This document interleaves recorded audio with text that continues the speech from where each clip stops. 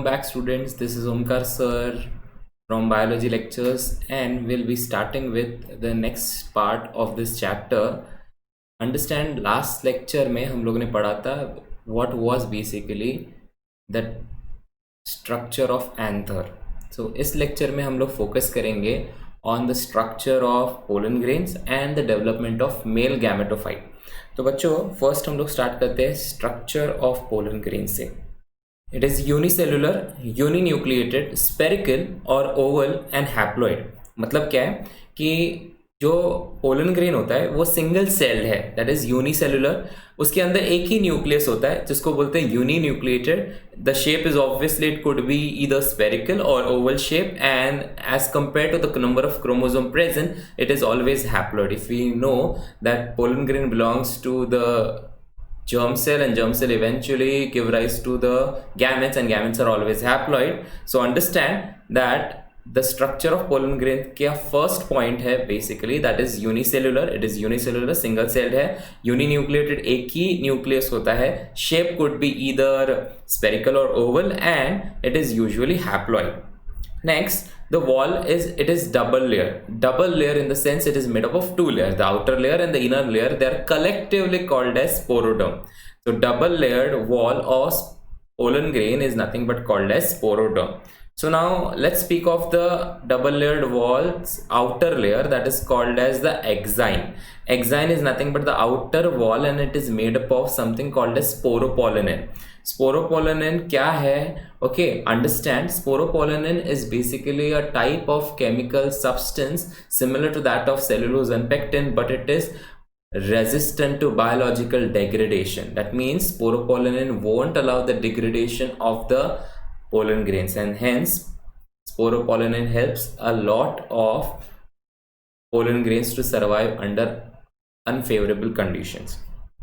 So you can see the exterior of the pollen grain could be either spiny or it could be smooth depending upon the type of pollination it follows.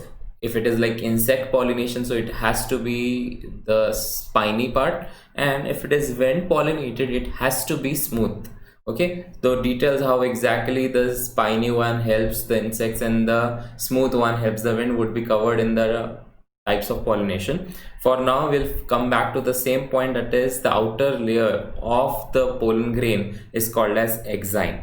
Next thing is the inner layer. The inner wall is nothing but called as intine, and it is made up of the similar or familiar chemical substances, that is the cellulose and pectin, which are usually found in the cell wall content of the plant cell.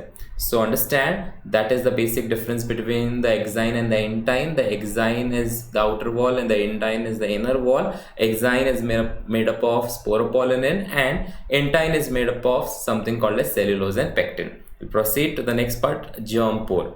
Now understand, the germ pores are small pores which are present in the exine. How exactly the germ pore appears, we'll see this. Okay, depending upon the types of germ pore, like the number of germ pores present, we have two types of germ pore, that is uniporate and the triporate. So as the name says, uni means it has only one germ pore, and it is usually found in the monocot plants pollen grain, and the triporate, as the name says, tri, it means three, so the three germ pores are present in the dicot plants pollen grain. So you should have a keen eye on what type of pollen grain it is. If it is uniporate, then it is obviously in case of what do you call it as monocots, but if it is having three germ pores, it is triporate, and it definitely belongs to the dicots. So we'll see the structure of the pollen grain. Now, as we know, this is the similar structure. You can see this is what we have in case of the structure of a pollen grain. Okay, now you can see here, this is the cytoplasm, this is the nucleus, and understand it has two walls. You can see here the outer wall here, that is called as the exine. You can see the outer wall is called as the exine, and the inner wall, that is called as the intine, and they are collectively called as sporoderm. You can see some small gaps or slits between the layers, that we call it as germ pore. Now understand, here we have 1, 2, and 3 germ pore, that means it is triporate, and if it is triporate you should definitely understand it belongs to which particular family of plant, monocot or dicot. If your answer is dicot, you're absolutely right, because dicot have 3 germ pores in them. Proceed to the next part. Development of male gametophyte. Now the question arises, what exactly and how exactly the male gametophyte develops? Now understand, it is supposed to be called as endosporic. The mechanism of development of male gametophyte is called as endosporic. Why it is called as endosporic? Because it occurs within the microspore. So understand, microspore is nothing but the pollen grain. So pollen grain के अंदर male gametophyte develop होता है, that's why it is called as endosporic. Next thing, it involves two mitotic division. Two mitotic divisions are divided into two groups, that is, one mitotic division occurs before the pollination happens and the other mitotic division occurs after the pollination happens. Now we'll see what exactly is that. You can see here, this is the system in which the development of pollen grain is there. You can see what we had studied is a similar structure, that is the intine, the exine, the germ pore, the single cell structure. Now understand, this is the structure that is, or the development that is happening before pollination. Now you can see what exactly we can see. Once the cell or the male gametophyte is developing, it undergoes first mitotic division before pollination. Now since it is occurring before pollination, you can see here that only one mitotic division took place and two distinct cells are produced. You can see the one cell is nothing but the generative cell, the other cell is nothing but the vegetative cell. So जो दो cells बने हैं उसमें से first cell कौन सा है? Generative cell, the smaller one, and the larger one is nothing but the vegetative cell. Okay, now so this is the events that had occurred before pollination. Now we'll see what happens after pollination. If you remember, the vegetative cell is like that only. So vegetative nucleus is this, and generative cell. So this generative cell, you can see it is dividing. It is a second mitotic division happening and it is occurring after the pollination. तो बच्चों, pollination होने के बाद, once the pollination have taken place, okay, so the generative cell, it divides mitotically to produce two male gametes. And understand, this is how the second mitotic division is completed. And once the second mitotic division is completed, the pollen tube is eventually formed after the pollination. And you can see here, along with the vegetative cell nucleus, that is what we call it as the tube nucleus, the two male gametes, they also travel along with the pollen grain, or I would say along with the pollen tube towards the egg cell. So this is how the development of male gametophyte occurs in short. So we'll see how exactly the mechanism works. Development of male gametophyte, okay, it is divided into two stages, that is, one is before pollination, that is in pollen sac, and one is after pollination on stigma. Stigma, if you remember, it is the part of the female reproductive wall, that is gynoecium. Okay, individual member of gynoecium, if we recollect, we get the answer what we call it as carpel or pistil. तो बच्चों, carpel और pistil का first prominent part where the pollen grain is deposited is nothing but the stigma. So the development of male gametophyte is actually divided into two parts. First part is one that occurs before pollination and the one which occurs after pollination.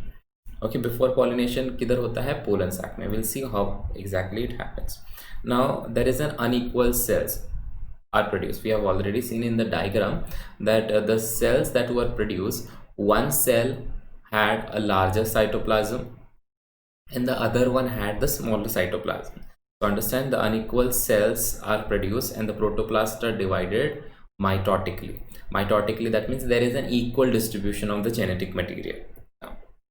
So since the two unequal cells are produced, one with a smaller cell and obviously the one with the larger cell.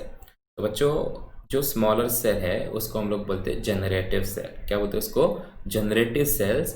And generative cells would eventually understand, have, or I would say it eventually lacks cell wall, and thus okay, cell wall नहीं होने की वजह से what happens is this generative cell is floating in the cytoplasm of the tube cell, the larger cell. Tube cell is nothing but the larger cell, so जिसको vegetative cell भी कहा जाता है. So understand, it's like you're dropping a drop of oil in the water, so the oil usually seems like it is floating in one particular part of the entire water surface. So वैसे ही understand the water surface is the tube cell, or we call it as vegetative cell, and the drop of oil, that is the smaller region, is nothing but the generative cell. We speak of the larger cell. The larger cell is nothing but the tube cell, or we have also called it as vegetative cell. So larger cell tube cell होता है या vegetative cell, you can call it either way. Okay, what is so prominent about this? Okay, it is large. Okay, obviously since it is large, so it has large vacuoles. Cytoplasm is also abundant, nucleus is also present, and the reserve food material is a lot present in case of vegetative cell, because it is the one which is keeping or nourishing the generative cell. So this is how the first mitotic division takes place, and two unequal cells are produced. So the smaller one is called as the generative cell, and the larger one is called as the tube cell or the vegetative cell. What happens after this particular thing happens? So once the mitotic division have taken place, the pollen grain or the development of male gametophyte is halted at this particular stage. When it would resume and when it would proceed ahead to the next part of its development, the answer is simple. Once the pollen grains leaves the anther and gets deposited on the stigma, that event could only occur after the pollination. So once the pollination have taken place, okay, this particular pollen grain would be deposited on the stigma. As soon as it comes in contact with the stigma, because of the stigmatic secretion, a stimulus is sent inside the pollen grain, that is, it would eventually trigger the further development of male gametophyte, and thus the next part of the development takes place as soon as, I would repeat, the next part of the male gametophyte development takes place as soon as the pollen grain is landed on the stigma after the pollination. So we'll see what exactly happens. So on contact with stigma, the pollen grain starts absorbing the sugary secretions. Those were the secretions of the stigma, and this would stimulate the increase in the volume of the cytoplasm. Logically, na?